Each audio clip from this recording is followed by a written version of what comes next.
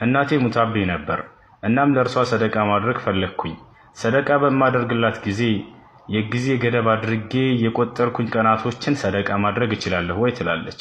ይህ ማለት ለምሳሌ በሀገራችን በተለምዶ እንደሚታወቀው አንድ ሰው ሲሞት በሰባተኛው ቀን ሰደቃ ያደርጉለታል ቀን ቆጥረው። ከዚያ በሁለት ሰባት ማለትም በ14ተኛው ቀን፣ ከዚያ በወሩ፣ ከዚያ የዓመት፣ ከዚያ የአራት ዓመት ልክ እንዲህ ጊዜ ገደብ እየቆጠሩ ሰደቃ ያደርጋሉ። በእነዚህ ጊዜያቶች እንጂ ሰደቃ አይደረግም፣ ባህል ተደርጎ ተይዟል።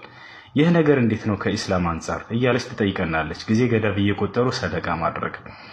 ይህን ጉዳይ በጊዜያችን የሚገኙ የነበሩ ታላላቅ ዑለሞች ተጠይቀው ፈትዋ ሰጥተውበታል።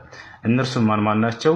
الشيخ عبد العزيز بن عبد الله بن باز رحمه الله تعالى والشيخ العلامة الفقيه محمد بن صالح العثيمين رحمه الله تعالى ابن باز እና ابن عثيمين የተባሉ ታላላቅ ዑለሞች ይህን ጉዳይ ተጠይቀው መልስ ሰጥተዋል። የነሱን መልስ ልስጣችሁ።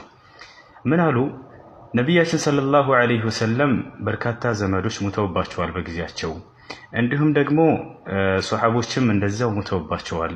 ከዚያም በኋላ የመጡ ታላላቅ ሰዎች ሙተውባቸዋል።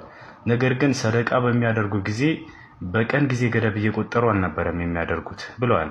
ለምሳሌ ለሞተባችሁ ሰው ሰደቃ ማድረግ ትችላላችሁ። ነገር ግን ጊዜ ገደብ ማድረግ የነቢያችንና የሱሐቦች ፈለግ አልነበረም።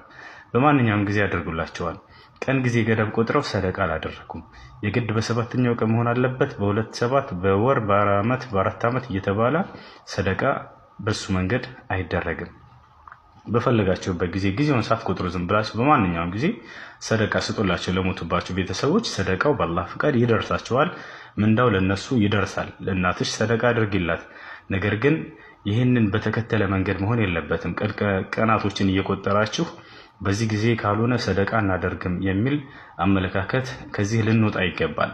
ከዚህ አመለካከት ልንወጣ ይገባል።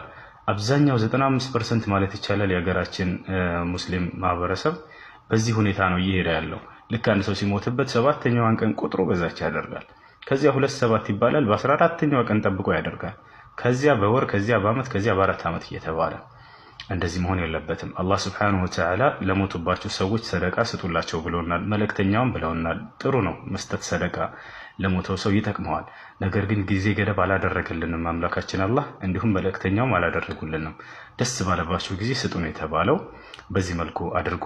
ይህንን የጊዜ ገደብ የሚባለውን ባህል ልንጥለው ይገባል። ምክንያቱም ቁርአንና ሐዲስ ላይ ያልተቀመጠ የሆነ የጊዜ ገደብ ነው። በማንኛውም ጊዜ ሰደቃ መስጠት ይቻላል።